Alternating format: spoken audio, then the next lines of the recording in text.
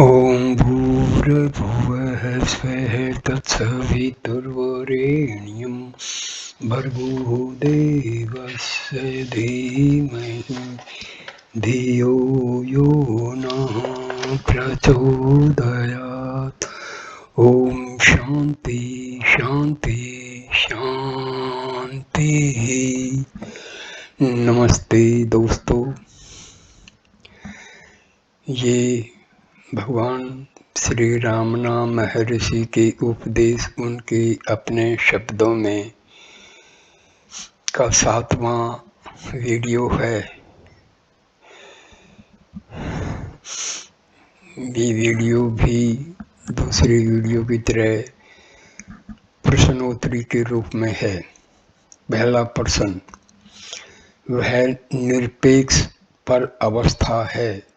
महर्षि उत्तर देते हैं, नहीं, किसे पर और किसके द्वारा, केवल आपकी ही सत्ता है। प्रश्न, कहा जाता है कि आत्मा मन से पर है, फिर भी उसका अनुभव मन से ही होता है। मन उसका चिंतन नहीं कर सकता, मन से उसका विचार या कल्पना भी नहीं की जा सकती और सिर्फ मन से उसे देखा जाता है। इन विरोधों का मेल किस प्रकार बिठाया जाए? महर्षि उत्तर देते हैं, आत्मा का अनुभव मृत मरे हुए मन से अर्थात निर्विचार अंतर्मुख मन से होता है। तब मन अपने मूल आश्रय आत्मा को देखता है और तद्रूप हो जाता है। तब कोई दृष्टा किसी दृश्य को नहीं देखता। जब कमरे में अंधेरा हो तो वस्तुओं को देखने में नेत्रों की सहायता के लिए दीपक आवश्यक होता है, लेकिन जब सूर्य उदय हो जाए तो उसकी आवश्यकता नहीं होती। सूर्य को देखने के लिए दीपक की आवश्यकता नहीं होती। आप अपने नेत्रों को स्वयं प्रकाश सूर्य की ओर मोड़ें, इतना ही केवल जरूरी है। इसी प्रकार का मन का उपयोग है। पदार्थों को देखने के लिए मन के प्रतिबिंबित प्रकाश की आवश्यकता है। हृदय को देखने के लिए मन को उसकी ओर अंतर्मुख कर देना पर्याप्त है।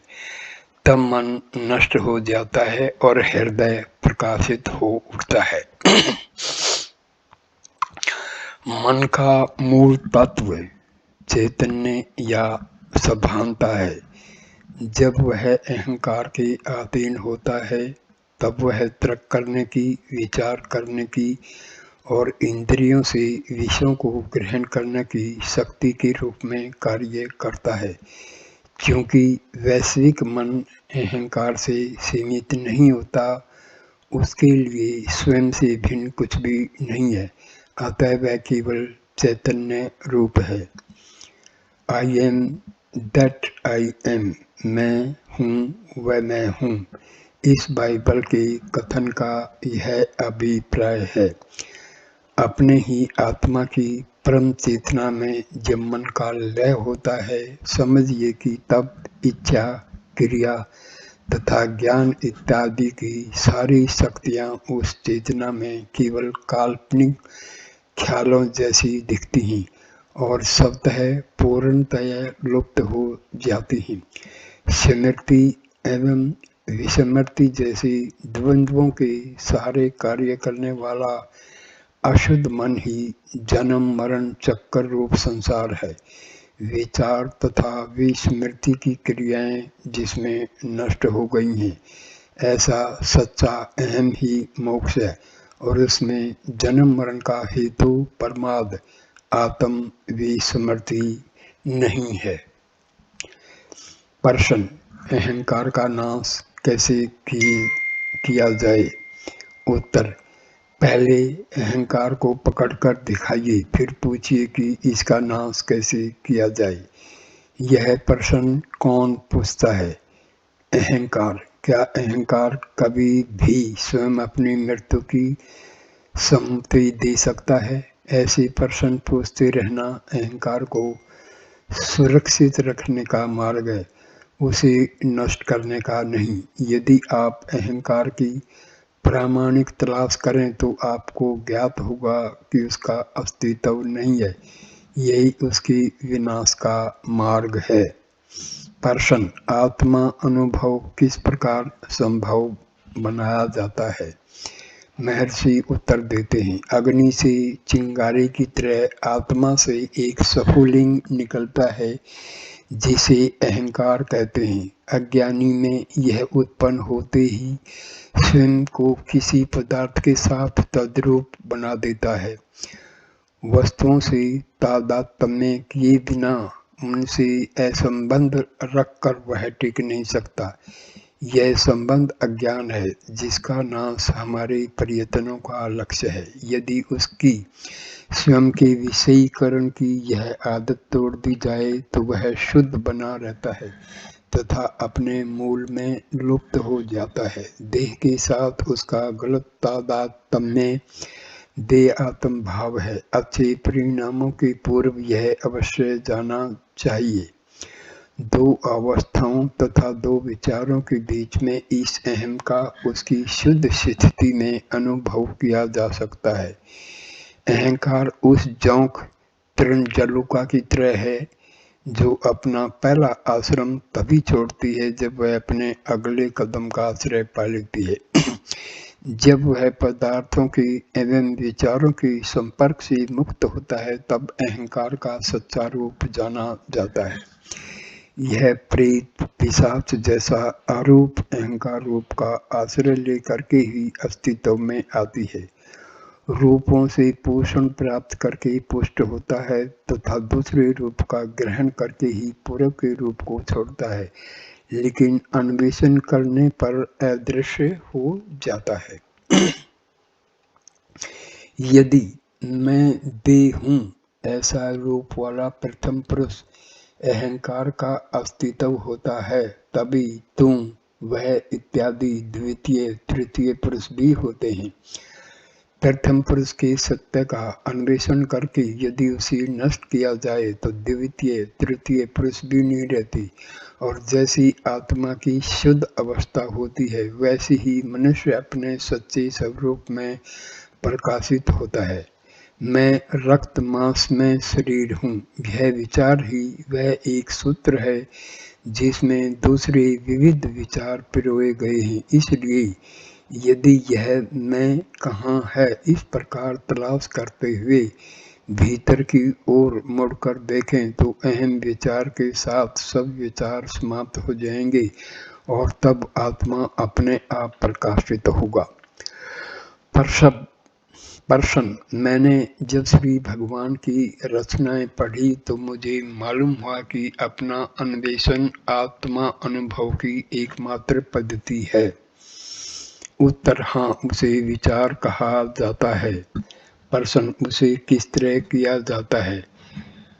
भगवान जी का उत्तर: प्रश्न करने वाले को अवश्य अपने आत्मा का स्वीकार करना पड़ता है। मैं हूँ, यह आत्मा अनुभव है। वर्तमान मैं के भाव को अन्वेषण के सूत्र रूप में पकड़कर शुद्ध आत्मा अनुभव तक तलाश जारी रखना विचार है। विचार एवं आत्मा अनुभव एक हैं। प्रश्न: यह स्पष्ट नहीं है, मुझे किस पर ध्यान करना चाहिए? उत्तर: ध्यान के लिए ध्येय की आवश्यकता होती है। विचार में ध्येय रहित केवल ध्याता होता है। ध्यान एवं विचार में यह भेद है। प्रश्न: क्या ध्यान आत्मा अनुभव की कार्यक्षम प्रक्रियाओं में से एक नहीं है? महर्षि का उत्तर: किसी एक वस्तु पर एकाग्रता ध्यान है। विविध विचारों को रोककर केवल एक विचार पर चित्त को एकाग्र करने के हेतु ध्यान किया जाता है। आत्मा अनुभव के पूर्व यह एक विचार भी अदृश्य हो जाना चाहिए, लेकिन आत्मा अनुभव में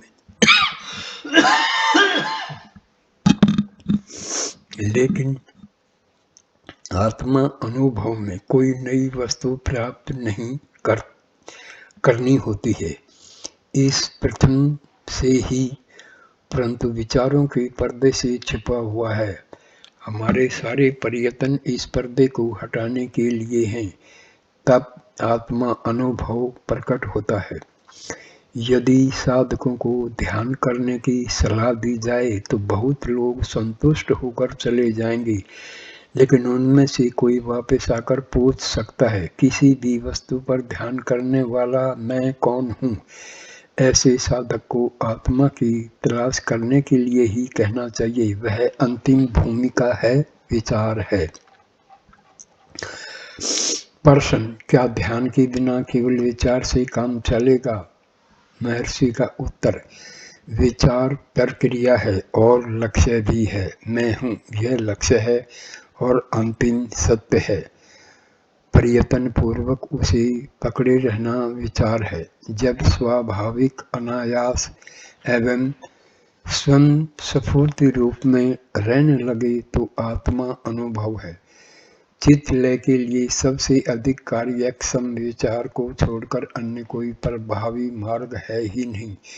दूसरी पद्धतियों से मन को शांत किया जाए तो अल्प समय के लिए वह समाधिस्थ होगा, लेकिन पुनः विक्षिप्त हो जाएगा।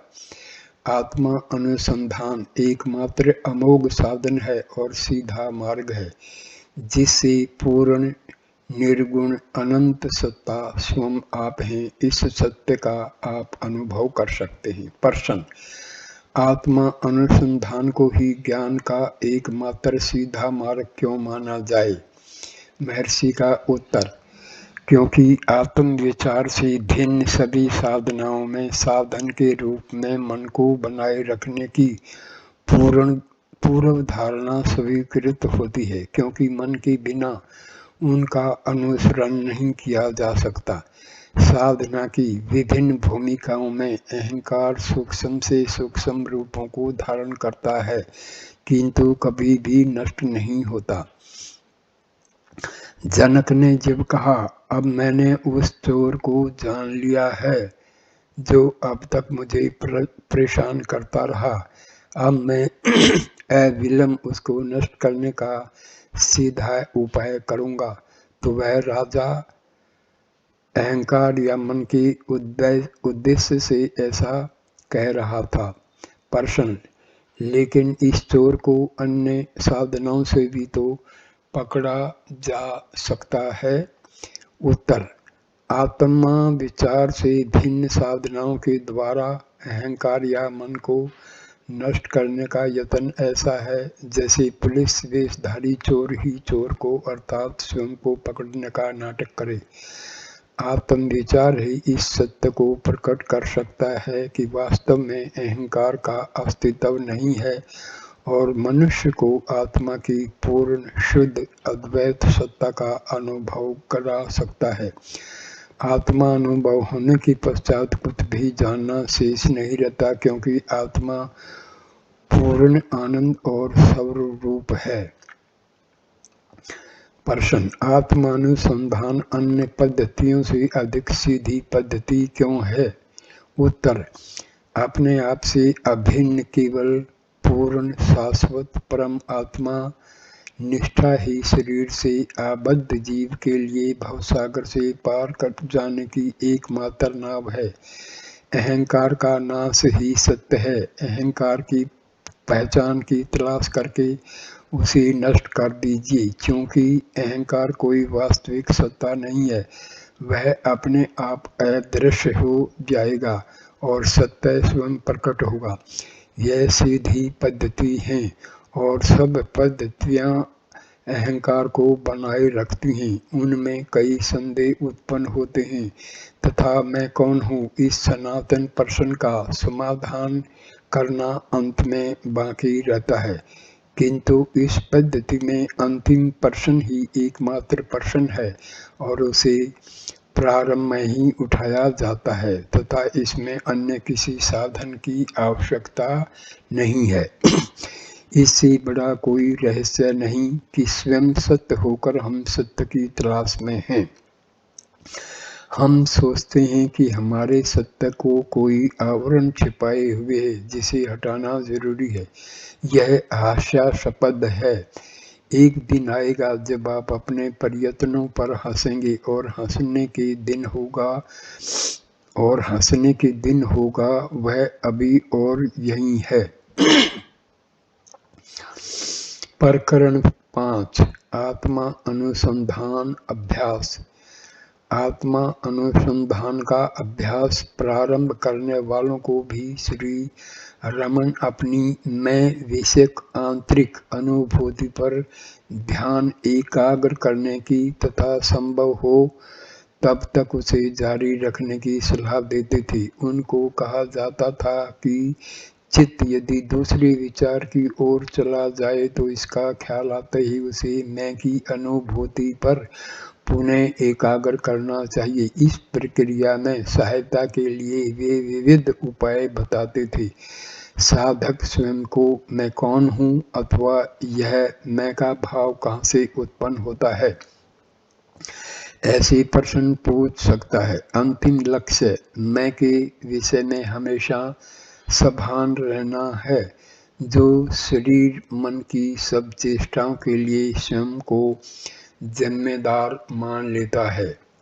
अभ्यास के प्रारंभ में मैं की अनुभूति के प्रति चित्त एकाग्र करने का काम सोचने और देखने के रूप में चलता है। जैसे जैसे अभ्यास आगे बढ़ता है तो यह मैं विषयक विचार लुप्त हो जाता है और उसके स्थान में मैं की या आत्म सत्ता की केवल अनुभूति रहती है।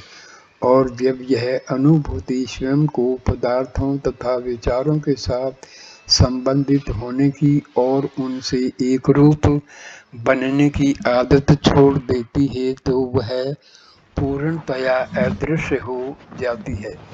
तब केवल सत्ता का अनुभव शेष रहता है, जिसमें व्यक्तित्व की सक्रियता अस्थायी रूप से समाप्त हो जाती है। शुरू में यह अनुभव रुक कर उत्पन्न होता है, लेकिन बार बार अभ्यास करने पर उसे लाना तथा बनाए रखना क्रमशः सरल से सरलतर होता जाता है। जब आत्मा अनुसंधान करने वाला इस भूमिका तक पहुंचता है तब उसमें अनायास सत्ता का भाव प्रकट होता है, जिसमें प्रयत्न करने वाला अहंकार अस्थायी रूप से लुप्त हो जाने के कारण वैयक्तिक प्रयास असंभव हो जाता है। लेकिन यह आत्म साक्षात्कार नहीं है, क्योंकि अहम विचार बार बार पुनः उत्पन्न होता रहता है। फिर भी यह अभ्यास की उच्चतम भूमिका है।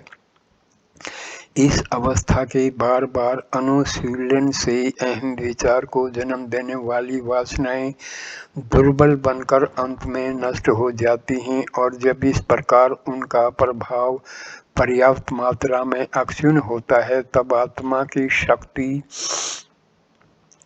शेष वासनाओं को इस प्रकार नष्ट कर देती है कि अहम विचार फिर कभी भी उत्पन्न नहीं होता।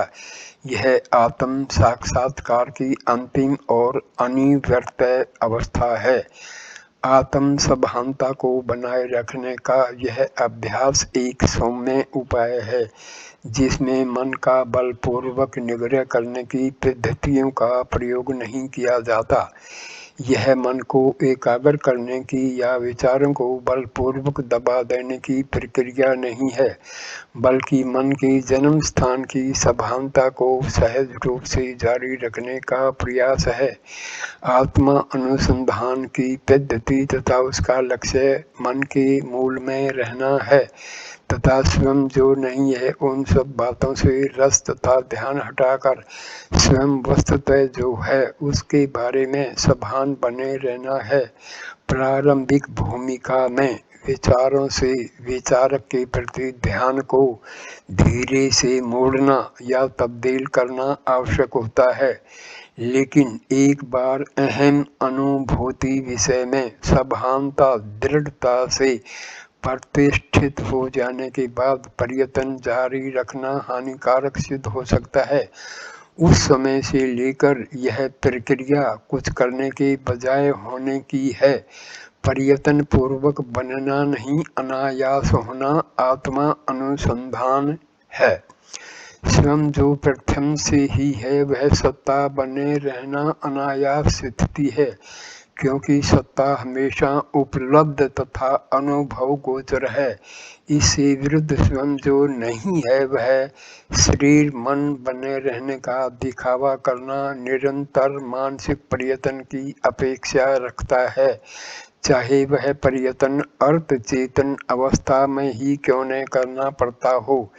इससे यह सिद्ध होता है कि आत्मा अनुसंधान की उच्चतर भूमिकाओं में प्रयत्न सत्ता मात्र स्वरूप आत्मा अनुभव से ध्यान को चित करना है, जबकि सब मानसिक प्रयत्नों का अभाव उसे प्रकट कर देता है। आखिर आत्मा कुछ करने से नहीं, बने रहने से प्रकट होता है।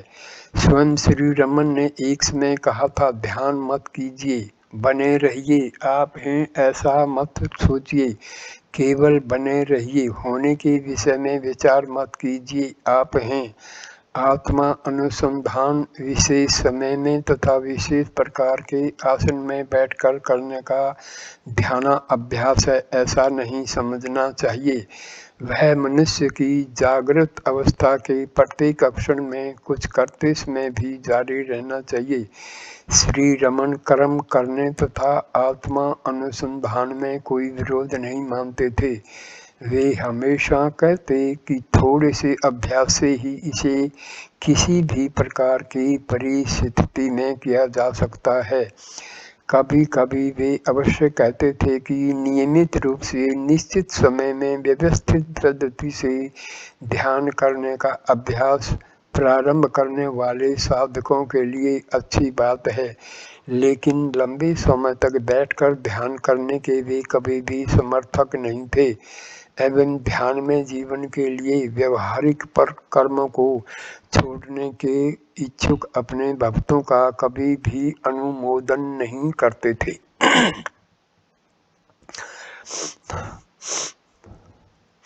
प्रश्न, आप कहते हैं कि मनुष्य अन्वेषण करके अपने आत्मा का साक्षात कर सकता है।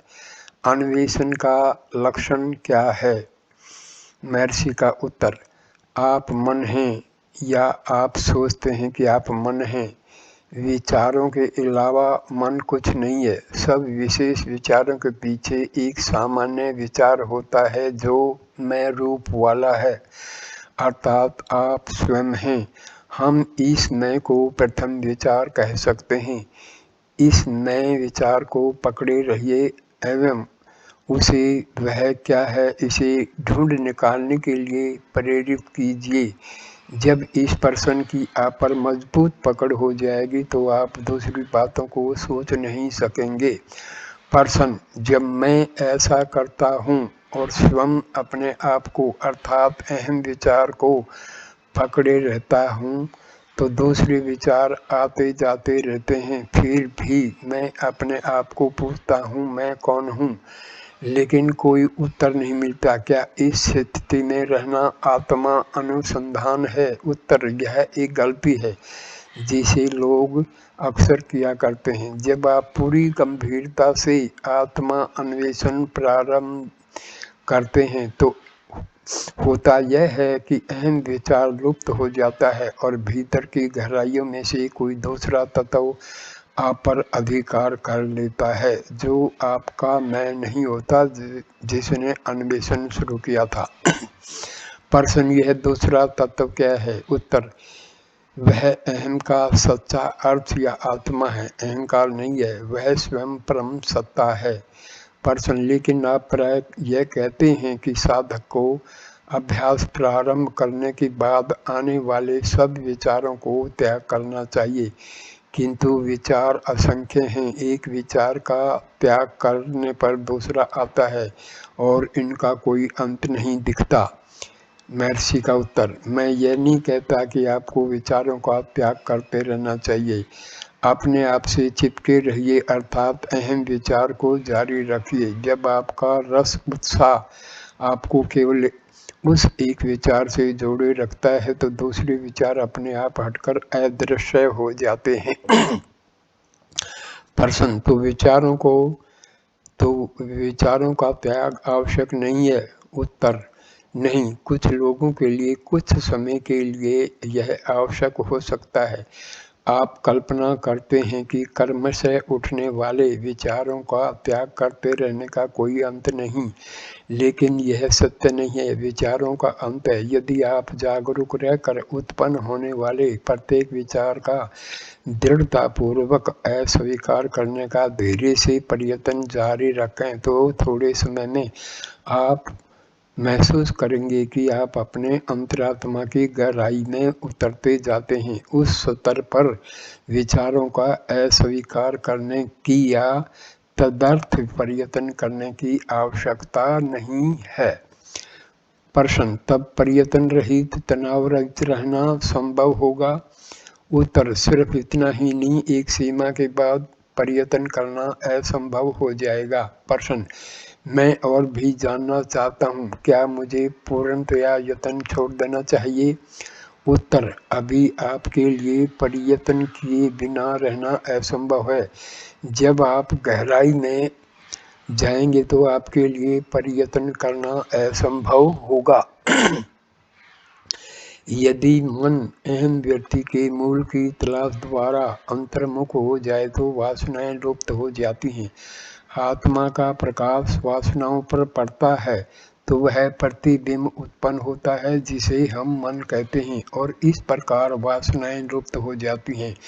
तो हृदय रूप एक सत्य के प्रकाश में लीन होकर मन अदृश्य हो जाता है। किसी भी साधक को जो जानना आवश्यक है उसका यह सार है।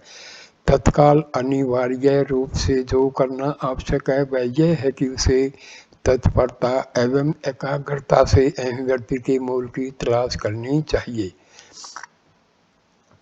इस वीडियो को मैं यहीं पर समाप्त करता हूँ।